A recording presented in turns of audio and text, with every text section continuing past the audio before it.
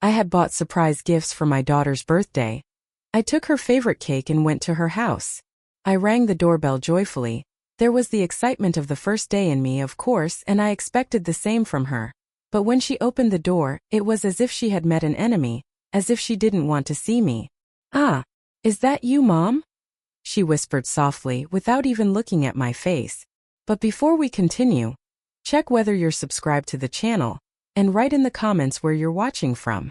We like to know how far our stories reach. That day, I still remember the smell of the strawberry cake with chocolate ganache I took to my daughter Valeria's house. It was her 40th birthday, and I had saved up 3 months of my pension to buy that little masterpiece of French pastry. 2,100 pesos. Money I didn't really have, but I gladly spent it just to see her smile. The taxi dropped me off in front of the house I had helped finance 5 years earlier. A 4-story home in the best neighborhood, with a sea view and a pool. 900,000 pesos for the down payment, money I had saved penny by penny over 40 years as a university lecturer, with overtime and weekend tutoring. I straightened my red dress. I had bought it new for my daughter's birthday, balanced the cake in one hand, held in the other a small yellow package containing the pearl necklace that had belonged to my mother, and rang the bell. 3 generations of strong women, I thought. What a beautiful legacy to pass on. The door opened, but Valeria's face was not what I expected. Her eyes briefly met mine, then returned to the phone in her hand. "Ah, it's you," she said, stepping aside to let me in. No kiss, no hug. As if I were just a courier. "Happy birthday, sweetheart," I said, trying to keep the enthusiasm in my voice. "I brought your favorite strawberry cake and a special gift." Valeria sighed deeply. It was as if my presence were a burden she was forced to endure. "Leave it on the kitchen table. I have to finish this call," she said. She was talking to someone. I walked alone to the kitchen with the Italian marble counter, one of the things I had gifted during the renovation, and carefully set the cake on the counter. Through the window, I saw my 10-year-old twin grandchildren taking a lesson in the pool with their swim instructor. They didn't even notice my presence. I stood there listening to the silence of the empty house. I felt like a stranger who had entered a place where I clearly wasn't welcome. 15 minutes later, Valeria came into the kitchen. She was as dazzling as ever. Impeccably dyed hair, perfect makeup, manicured nails. Most of it covered by the earnings of the aesthetic clinic I'd helped her open 8 years earlier. 350,000 pesos, a loan I took out using my own apartment as collateral, and she never paid it back. She opened the fridge and took out a bottle of soda water. "Did you just come to drop off the cake? Or are you staying for dinner too?" The coldness in her voice cut like a knife. I gulped. "I thought maybe we could spend some time together today. We haven't seen each other in almost 3 months. She said, looking at her phone. "Actually, I have plans soon. Andres is taking me to La Maria for dinner. Just the 2 of us. Andres, her 3rd husband, a man with vague investments, who somehow always needed help from me for urgent projects. The last one had been 3 weeks ago. 80,000 pesos for a supposedly urgent import business, money from the savings I had set aside for my medical treatment." "I understand," I said, struggling to keep my voice from shaking. "Maybe lunch tomorrow?" Valeria rolled her eyes and finally looked at my face.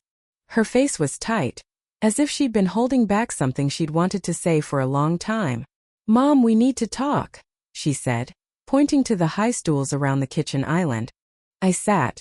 There was a knot in my stomach. I knew that tone, the tone she used as a child just before she deliberately said something cruel to test my limits. "I've been thinking a lot lately," she said, turning her glass of water between her fingers. "About my birthday, about life, about the things that would truly make me happy." I tried to be encouraging. "Of course, sweetheart. Say whatever you like. Maybe I can help." She set the glass down hard on the counter and looked straight into my eyes. There was no love in her eyes, not even a passing irritation. There was an icy contempt. "The only birthday present I truly want," she said, pronouncing each word slowly with deliberate cruelty, "is for you to completely disappear from my life, preferably to die." The world stopped. The air was sucked out of the room. I wanted to speak, but my throat locked. It was as if someone had punched me in the chest. "What?" I managed to whisper. "You heard me," she continued with calculated coldness. I'm tired of you, Mom. Tired of your constant calls, your unannounced visits, the way you shove your old-fashioned advice into my life, and your unbearable emotional needs. My hands began to tremble. I've lived 78 years, I've been her mother for 40. It never crossed my mind that one day I'd hear such words from my daughter's mouth. Valeria, I said as my eyes filled with tears. I'm your mother. I gave you everything, I sacrificed everything. That's exactly why I'm suffocating. She exploded, standing up. I can't breathe with your presence. I want space. I want freedom. I want to live my life without your expectations and your emotional drama. I looked at the cake. The candles were still in their box, waiting to be lit. Hugs, laughter, shared memories. Everything I had imagined for that day evaporated like smoke. But Valeria, I tried one last time. I just want to be near you, to be a part of your life. You're my everything. That's the problem, she said, crossing her arms. I'm your everything. Put your own life in order and leave me alone. I stood up on trembling legs. I took my bag and the small package with the pearl necklace. The cake would stay. Maybe the twins would like it, even if their mother couldn't. I can't believe you're saying this, I murmured. After everything. Everything, she said with a mocking laugh. Mom, everything you did was for your own benefit, to feel necessary, to have control over my life. But I'm not a child anymore, and I don't need you suffocating me. I walked to the door. Every step took years off my life. At the threshold, I turned back one last time, hoping to see some regret in her eyes, a trace of the sweet little girl I had raised. But there was only impatience. Impatience for me to leave and free her from the burden I apparently represented. Happy birthday, Valeria, I whispered and quietly closed the door. What my daughter didn't know, as she watched me leave on that sunny afternoon, was that something long asleep inside me had awakened. Not a fire of self-destruction, but of rebirth. The taxi dropped me off in front of my small apartment in the city center. 2 modest rooms I had bought 16 years ago after my husband died, by selling the family home. I staggered in, dropped my bag on the floor, and collapsed onto the worn couch. The same couch where I had cradled Valeria as a baby, read her stories every night, wiped her tears after every disappointment. Her words echoed in my head like a cruel refrain. I wish you were dead. My own daughter had wished my death as a birthday gift. The pain was physical, a heavy weight on my chest that made it hard to breathe. I spent the night awake, recalling every moment, every sacrifice, every penny I had spent on her over 40 years. When she was 5 and diagnosed with severe asthma, I worked extra shifts at the university to pay for specialized treatments the insurance didn't cover. 30,000 pesos. I paid by selling the jewelry from my marriage. At 16, when she wanted a U.S. exchange program, I mortgaged this very apartment and paid 260,000 pesos. Thank you, Mom, she had said, hugging my neck at the airport. You're the best mother in the world. Now those words felt like they belonged to another life. In college she changed her major 3 times, law, architecture, then business. I paid every semester without a single complaint. In total about 485,000 pesos. I taught on weekends and holidays, sacrificing my own life. Her first wedding. An extravagant 400-guest affair at the city's best hotel. Everything paid by me. 470,000 pesos. The designer dress, imported flowers, orchestra, gourmet banquet. Mom, it's the happiest day of my life, she had said. All thanks to you. 2 years later she divorced. Then came an even more expensive second marriage, which also ended in less than 3 years. Then Andres, the seaside house, the aesthetic clinic, the luxury car I helped finance, 245,000 pesos, and the twins' private bilingual school, 48,000 per term. At dawn I found an old box. All the receipts, slips, contracts I'd signed over the years. Not out of distrust, but out of order. An old math teacher doesn't drop her habits. At the kitchen table with cooled tea I began listing every amount, date, reason. The total stunned me. Over 5,800,000 pesos in 40 years, nearly 6 million pesos. And in return a birthday wish for me to die. As I looked at the numbers, something strange happened. The throbbing pain of the night turned into something else. It wasn't anger, though there was anger, but rather a crystalline clarity. I realized I had been manipulated for years by someone who saw my love not as a sacred bond, but as a resource to be used. If I had invested that nearly $6 million in myself, traveled, studied more, bought a better home, taken care of my health, planned a comfortable retirement, where would I be now? Certainly not in this small apartment, counting my limited pension and postponing treatments to keep funding a daughter who wished me dead. I deserved a better life. At 6 in the morning, I did something I had never done in my life. I blocked Valeria's number, then Andres's, then all numbers belonging to their household. It was a small step, but symbolically powerful. The first act of self-preservation in 40 years. I took a long shower, put on my best clothes, a suit I rarely wore to save money, and for the first time in years, I left the house with a purpose that did not involve my daughter. First stop, the bank. Valeria and I had a joint emergency account. I regularly deposited small amounts. There was 200,000 pesos in it now. The manager, Mr. Ferrer, whom I'd known for years, said, "Good morning, Dona Isabel, how may I help you?" "I want to close the joint account, number Katie 526 675 Y1, I said calmly. "Are you sure? There's a considerable balance," he warned. "Absolutely," I said, signing the forms with a steady hand. "Please transfer all the money to my personal account." Seeing that 200,000 pesos come back into my account gave me a sense of power I hadn't felt in years. We were only just getting started. Next, the real estate financing office. When Valeria and Andres bought the seaside house, I had not only provided the down payment, I had also co-signed the loan. That meant if they couldn't pay, the responsibility fell to me, but it also meant I had rights to the property. The officer, Señor Ramirez, appeared. "I want to see the terms of the contract for which I am the guarantor," I said. "I need to know my rights and obligations." As she searched for the documents, I remembered the day I signed. Valeria had cried with joy. "Thank you, Mom, you're our guardian angel. I love you so much." Andres had been full of gratitude, promising they would never be late on a payment. Ramirez laid the papers before me. "As a guarantor, you're responsible if the primary borrowers do not pay. But if you judge they are unable to fulfill their obligations, you can assert rights regarding the property." "And if I want to exercise that right, what steps do I take?" I asked. "You'd need to demonstrate risk of default or significant delays," she explained. A detail Valeria had let slip the previous week came to mind. Andres had lost money in a bad investment, and they'd fallen behind on the last installment. She had probably mentioned it hoping I would, as usual, rush to help.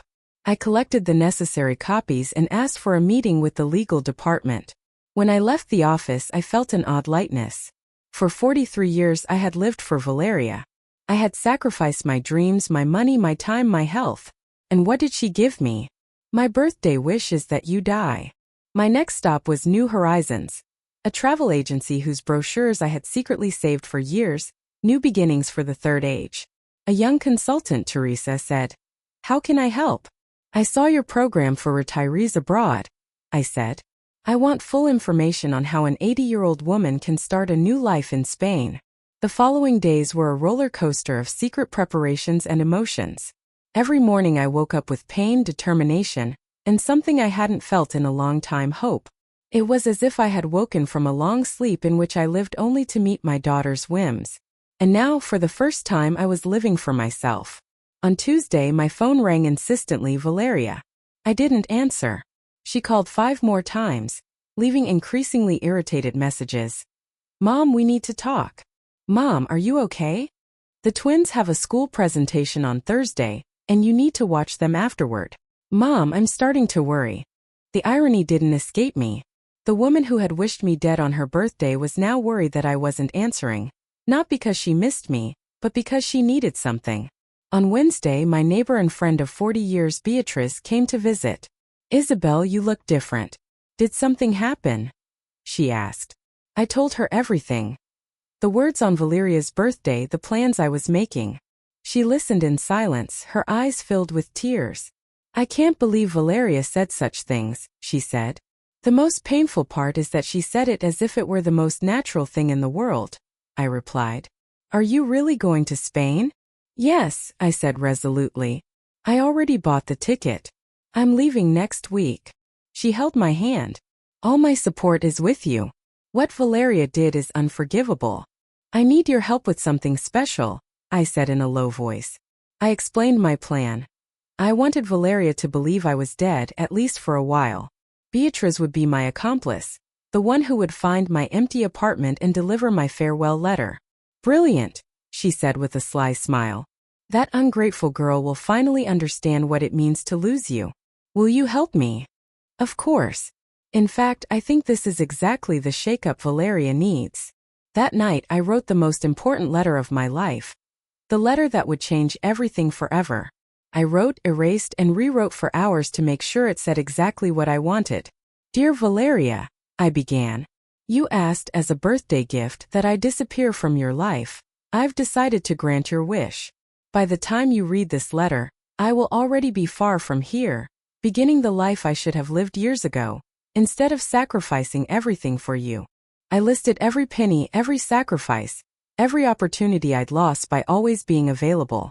But it wasn't a bitter letter. It was instructive. I wanted her to understand exactly what she had lost.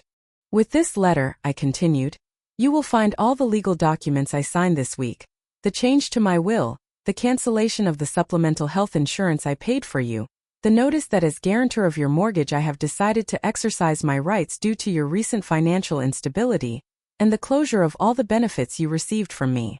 It was an 18-page letter, meticulously detailing everything that would change in her life now that I had disappeared, just as she wanted.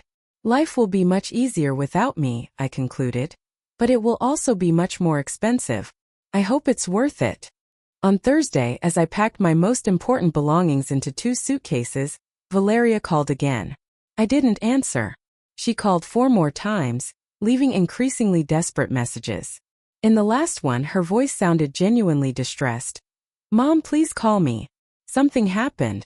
The bank called us for an emergency meeting about the mortgage. Please call me as soon as you hear this message. So that was it. The bank had already contacted her about my request to review the contract. Reality was beginning to assert itself. On Friday, Andres appeared at my door. He looked exhausted and desperate, dark circles, unshaven, very different from the always smart and confident man I knew. Isabel, he said in a pleading voice, Valeria told me what happened between you two. I know what she said was terrible, even unforgivable, but please don't do this to our family. Do what? I asked innocently. The bank said you're starting a process to take the house due to late mortgage payments. Please, Isabel. It was just 1 month. I had some investment problems, but I'll solve everything, I promise. Fascinating. When Valeria wanted to get rid of me, I was a burden. But as soon as they realized I held the financial reins that kept their luxurious lifestyle together, suddenly I mattered again. Andres, I said calmly, your wife was very clear with me.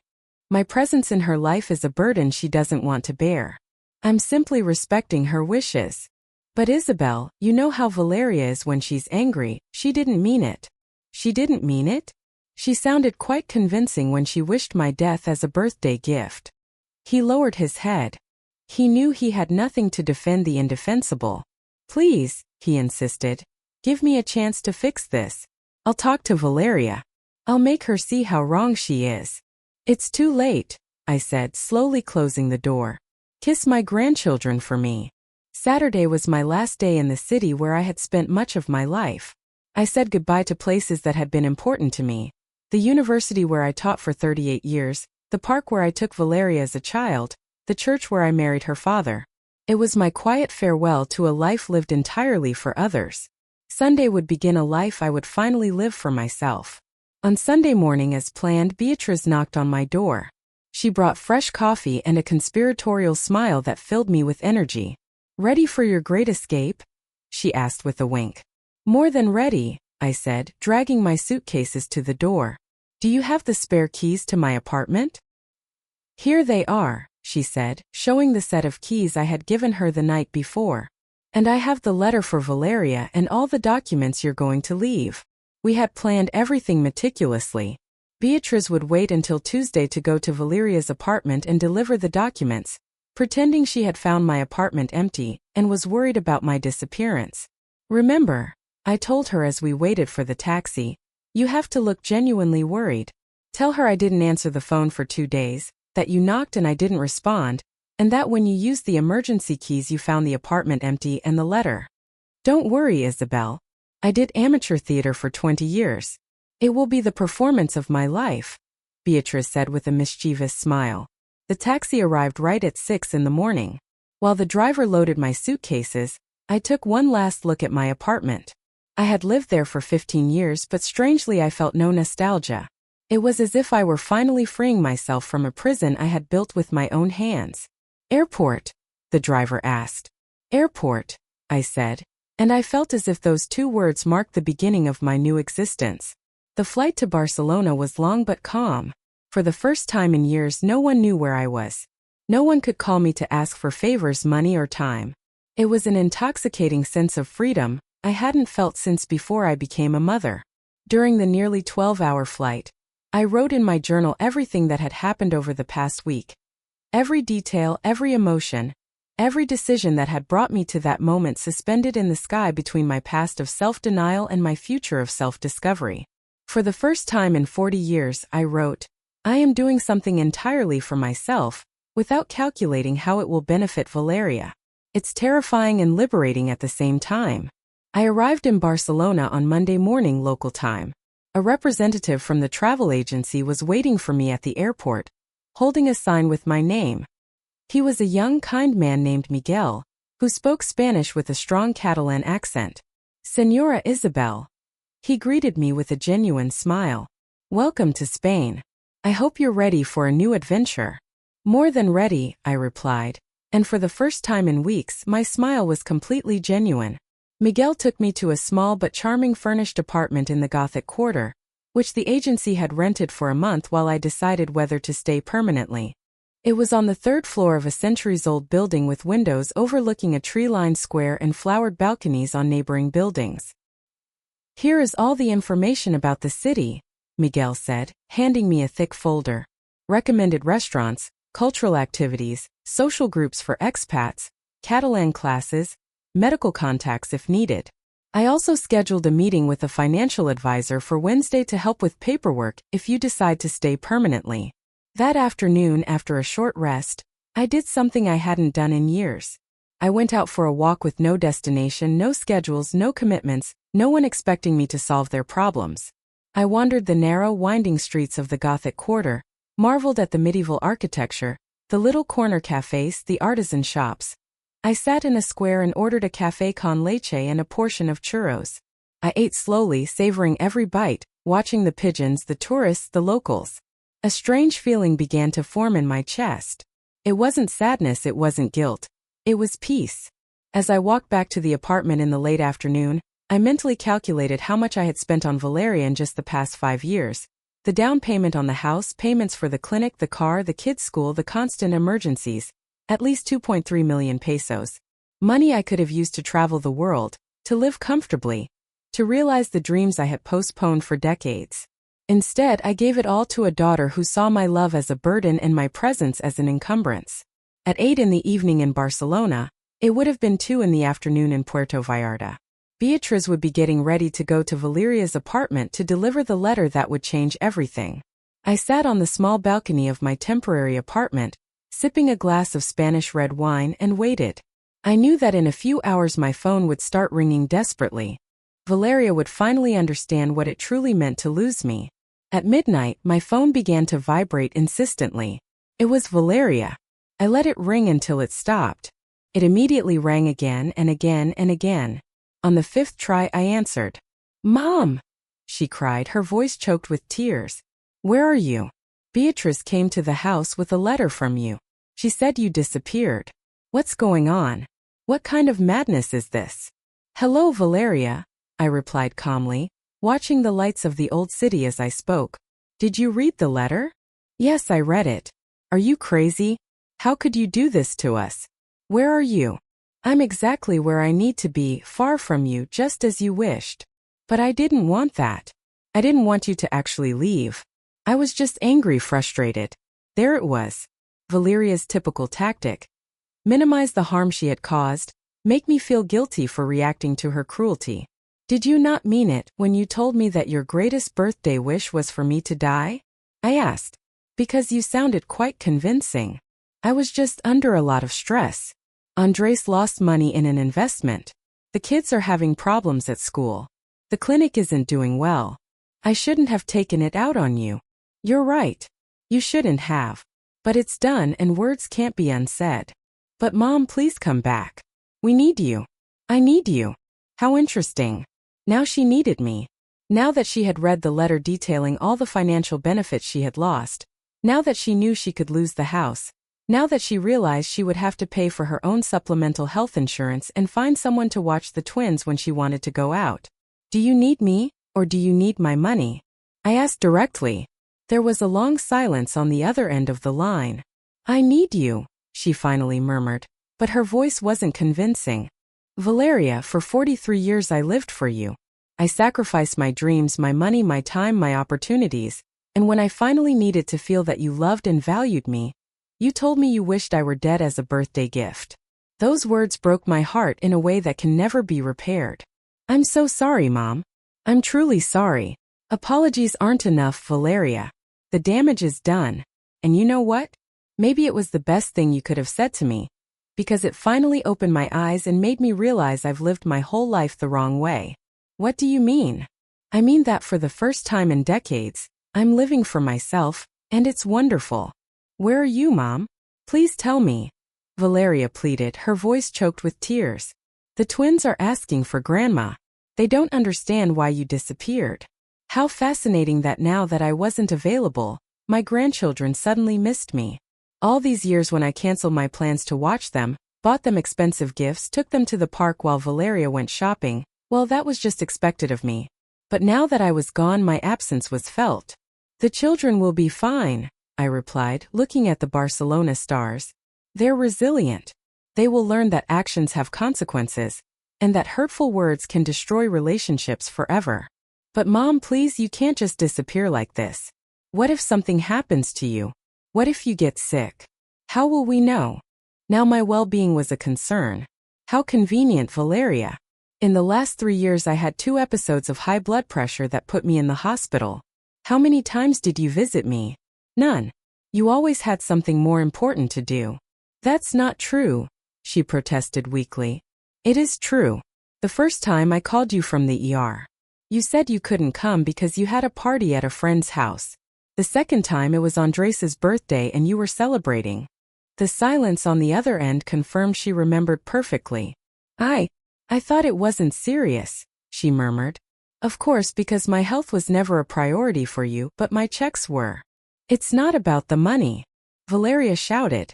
It's about you. I miss you, Mom. Do you miss me?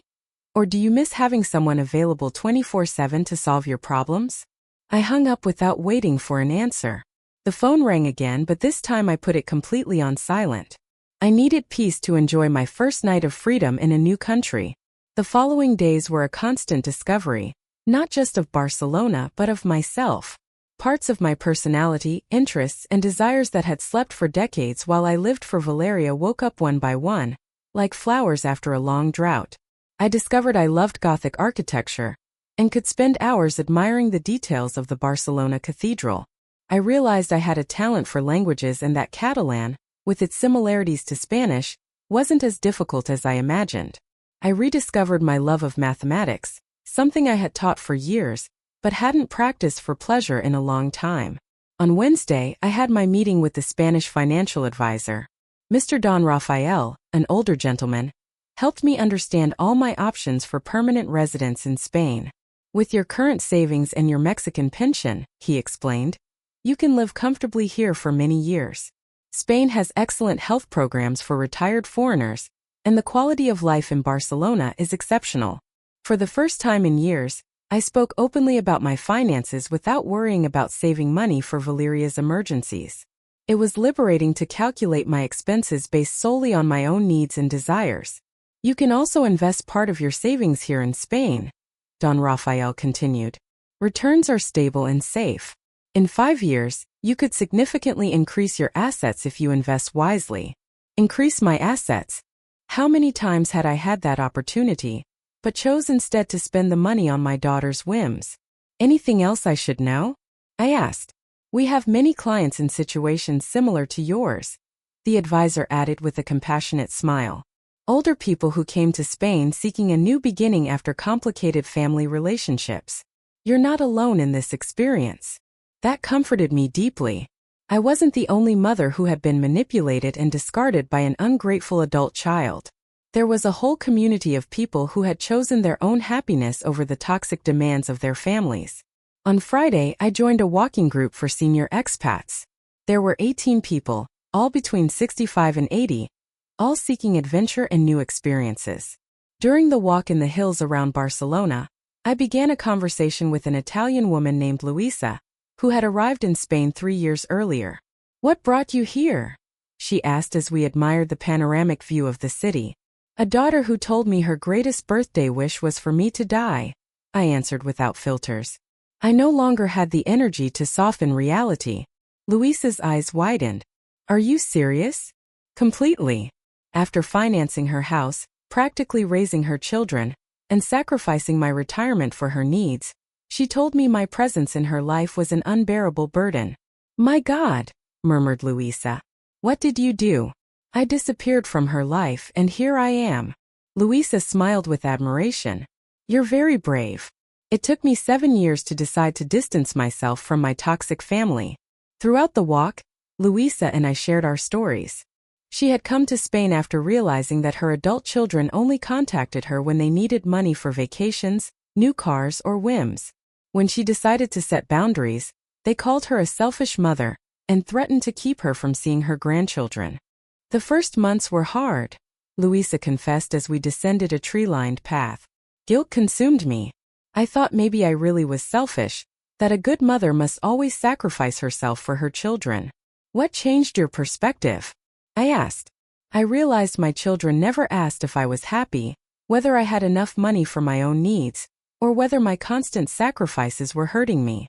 They only cared about what I could give them." "That's not love, Isabel, it's exploitation." Her words resonated deeply in my heart. For decades, I had confused emotional manipulation with filial love, constant demands with genuine need. At the end of the walk, Luisa invited me to a support group that met every 2 weeks. Older women who had taken the difficult step of prioritizing their well-being over toxic family expectations. I accepted immediately. That night, I turned on my phone for the first time in 3 days. I had 65 missed calls and 22 messages. Most were from Valeria and Andres, but some were from unknown numbers, probably people they had recruited to try to locate me. I read the messages in chronological order, watching the evolution of my daughter's panic. The first ones were emotional. "Please come back. We need you. The kids are crying for you." But gradually they became more desperate and focused on finances. "The bank called for another meeting. They say you requested a review of the contract as guarantor. They can't take the house over a misunderstanding." On the 4th day, the messages became aggressive. "This is ridiculous, Mom. You're ruining our lives over a tantrum. Act like an adult and come back." And finally, desperate. "I called all the hospitals, the police, your friends. No one knows where you are. If something happens to you, it will be my fault. Please just tell me you're okay." It was fascinating to observe that at no point did Valeria sincerely apologize for wishing my death. At no point did she acknowledge the cruelty of her words or express real remorse. Everything revolved around the negative consequences my absence had for her. I decided to reply to one last message. "I am perfectly fine and happier than I have been in years. What you are experiencing now is the natural consequence of your actions. I hope this experience helps you understand the value of the people you love before it's too late with others in your life." The response came immediately. "Please, Mom, we can fix this. I promise I will never say horrible things again. Just come back." I wrote my final response. "Empty promises do not mend broken hearts. Valeria, the words you said revealed what you truly think of me. You cannot erase that truth with desperate promises." After sending the message, I blocked her number and all numbers associated with Andres. I also blocked the unknown numbers that had called me. It was time to close this chapter once and for all. The following week, I met again with the advisor to sign the papers that would allow me to reside permanently in Spain. I also arranged to transfer my Mexican pension and began the process of selling my apartment in Puerto Vallarta. "Are you sure you want to make this permanent?" asked my lawyer Lick. Herrera. It's a very significant decision. I've never been more sure of anything in my life, I said, signing each document with a steady hand. For the first time in decades, I'm making decisions based on my own happiness, not on the demands of others. That afternoon I received a call from my dear neighbor and accomplice, Beatrice. Her voice sounded lively. Isabel, you won't believe it, she said. Valeria lost the house. My heart stopped for a second. Despite everything, a part of me still worried about my grandchildren's well-being. What exactly happened? I asked. The bank foreclosed on the mortgage last week. Andres couldn't recover the money he lost. They fell behind 3 more payments, and since you are the guarantor and exercised your legal rights, the bank proceeded with the execution. Valeria came to me yesterday, crying desperately. And the children? They moved to a small apartment on the other side of the city. Andres finally got a stable job at a tourism company, earning much less than before, but at least it's steady. Valeria also had to return to the clinic, not as owner but as an employee. The mix of feelings I experienced was strange. I did not rejoice in their suffering. Rather, I felt a deep satisfaction of justice. For the first time in their lives, Valeria and Andres were living with the real consequences of their decisions, without someone there to rescue them. Anything else? Valeria asked if I knew how to contact you. She said she wants to apologize genuinely, that she finally understands everything she lost when she lost you. And what did you say? I said some wounds are too deep to heal, and some words can never be unsaid. I also said you're flourishing in your new life, and that it's probably best for both of you if she doesn't try to contact you. Beatrice was right. Over these 6 months, I had built an inner peace I did not want to risk for the empty promises of a daughter, who repeatedly showed she only valued me when she needed me. That afternoon I received an unexpected call from Lick. Herrera. Interesting news, he said. Valeria's house was sold by the bank, and since you were the guarantor, you have the right to recover your initial investment of 2 million pesos plus accumulated interest. How much in total? 2.2 million pesos. The bank has already approved the transfer. The money will be in your Spanish account next week. Incredible. Not only had I recovered my original investment, I had gained an additional 300,000 pesos. Money that would have been lost forever had I continued being the eternally self-sacrificing mother. There's something else, he continued. Your apartment in Puerto Vallarta has finally been sold. After commissions and expenses, the net value is 820,000 pesos. In total, nearly 3 million pesos in assets I had written off had come back. With my existing savings and the investments I had made in Spain, my net worth now exceeded 6 million pesos. At 80 years old, I was wealthier than I had ever been in my life. That night I celebrated at my favorite restaurant in Placa Real. I ordered the best cava and raised a glass to the brave woman who had the courage to begin again when everything seemed lost. As I dined, I reflected on the entire journey. I had begun as a humiliated, broken mother, devastated by the cruel words of an ungrateful daughter. But now I was an independent woman, financially stable, surrounded by genuine friends, living the life I had always dreamed of. The next day, I did something I'd been considering for weeks. I decided to write a complete book about my experience. Not just my story, but a practical guide for older women trapped in toxic family relationships. I contacted a Spanish publisher specializing in self-help and personal growth. The editor, Morales, became interested immediately. Isabel, she said during our meeting, your story touches on an issue that affects millions of women but is rarely discussed openly: emotional abuse by adult children.